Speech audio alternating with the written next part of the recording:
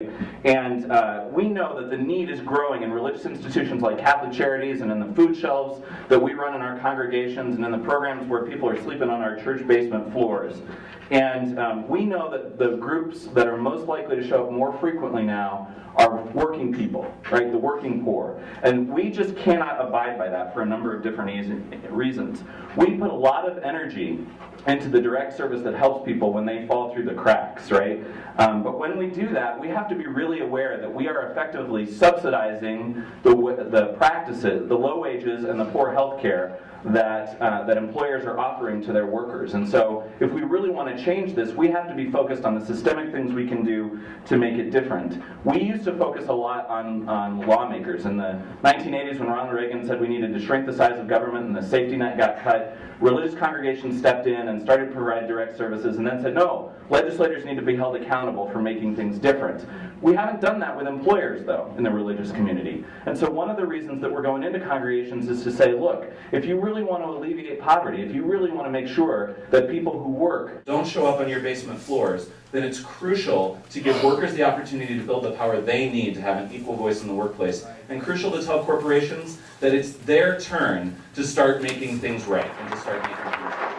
If you're in a congregation right now and you want to know more about how to do this work in your congregation, see me afterward. We can hook you up with cards and with some talking points. Thank you.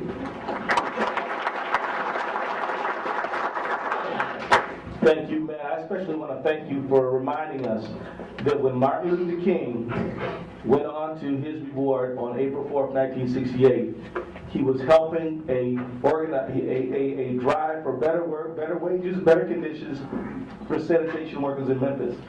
But here's the part that I like to remind us of as well. They won that strike. That's right. Yeah. They won that strike. That's right. Cesar Mariscal of IBEW 292. He's an organizer. Cesar, he's been fired for attempting to organize a union in his workplace, and he's going to talk about the barriers union workers face right now. And this is important, Cesar, because one of the things that happens, we all talk about card check. Card check is very important to the Employer Free Choice Act. But the other part that we don't give enough emphasis is that after you get a union, you may not be able to get a contract. So we need to talk about the barriers your workers are facing and the importance of getting that contract and the brave individuals who fight for those things and the risks that they run. Cesar is one of them. Cesar, let's hear from you. Good morning, everybody. My name is Cesar Mariscal. I was recently fired from my employer, Northbound Fire and Security. I worked at that company for about almost 7 years. I was never disciplined that 7 years. I was always good to the company, and at the beginning they were always good to me. Eventually, things started getting bad because the employer got greedy. The employer got greedy, literally taking money out of paychecks. I mean, we're getting paid less hours and deducting pretty much everything they can. And eventually, I lost my job because they found out that I was supporting the union. Just out of the blue, I was fired. No, it was a reason, but it was a lie. Obviously, just like everybody, I lost my job. I'm just about to lose my house because there's no work out there. And right now, my ex-co-workers, like on the Aldriches back there, they're really struggling right now because they cannot get a contract out of the company. We won the election. We are trying to get a contract, and they're just putting barriers out there, and they're not negotiating at all. They're putting out a proposal for a contract that is not even close to what we're getting, and that's just not right what they're doing. And it's really hard for everybody, my ex-co-workers, just to work there. And the environment is that's really, really, really bad. Now that I'm with a union contractor, things are getting a lot better, and we do have a contract, which is, is great. But I feel for my ex-co-workers that they're really, really struggling right now with that employer. They're refusing to get a contract, and it's just a bad experience just going through the whole thing. It's hard to go to work and be harassed and not listened to. And especially when I start working for this company, I saw them grow. I helped them out to grow, and they didn't want to share the growth. I mean, you're supposed to make more money every year, and every year that I worked there, I got to a point where I started making less money. In the last 3 years, I made less money, and they made obviously more money every year. So please help, help each other with this Free Choice Act, and let's get it going so everybody can get a contract and have a better life. Thank you. The next person to talk to us is not actually here as a union person today, but as a person who works in our civil society, in our community organization, ACORN. But he's going to talk to you about the importance of connection between strong labor movement and prosperity for working families. That person I want to introduce you to right now is Sherman Wilburn. Let's hear it for Sherman.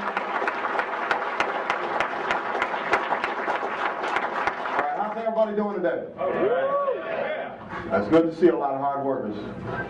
We seldom get that. Acorn takes a lot of stands on a lot of different campaigns. Some of the things that we stand for are equality in the workplace. As going back in history and speaking from experience and being members of unions and things such as that and everything, I actually retired from security, so I know the game and I know how they play. Things such as labor. When you have power in numbers, you get the job done. This is the biggest fear that corporations have. The fear of you coming together in a positive way of doing things in a way that's going to make the differences and all. Livability as well. They know that. If they can keep you down with their foot on your throat, they're going to do so. When you have unions that are strong and come together, you have a chance to increase the livability of life and its net worth. Trying to get to that point can sometimes be difficult, true enough. But like I said, strength is in numbers. We have laws that say you have freedom of choice, the right to assemble. They're trying to stifle those laws. Right. And we can't allow that to happen. As American citizens, we need to stand up, step forward, and participate in a positive way. This can be done peaceful. We can do it any other way that wants to be done. But the key to it is getting it done. I am here today to commit ACORN to anyone that has been discriminated against on their job. Contact ACORN. We'll do the best we can to help you out with that. Things like this. That's livability. Enjoying life. Back in the 60s and the early 70s, the unions were pretty strong and things such as that and everything. A lot of us that are older and around the age of 50 understand that through unions we were able to buy our homes and things and do things, move mountains in actuality. These are the things we can still do today. I look at the facts that we have children. I want my kids to have that chance and opportunity to have a fair and equal wage. And I'm sure that everybody else does too. We want our grandchildren to be able to stand on their leg. So let's pull together, formulate, join up, stand firm. Don't accept the fact that you could be intimidated or fired or anything such as that, because there's laws against that, and we need to exercise those laws. Thank you. Good job.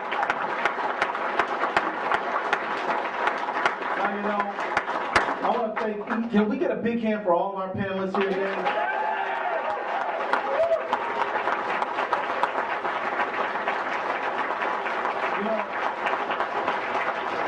I want to thank all of our panelists who gave powerful testimony, gave powerful statements, to tell you what was going on.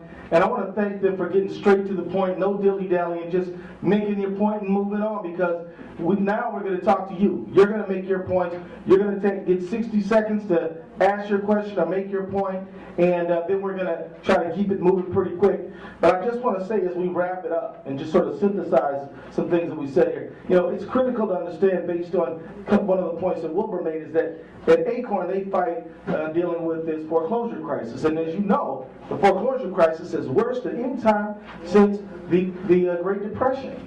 But I want to tell you that if you want to get down to what has caused this great economic recession we're dealing with, high unemployment rates, foreclosure crises, crisis in consumer confidence, what has caused it all? I'm going to tell you what has caused it all. Yes.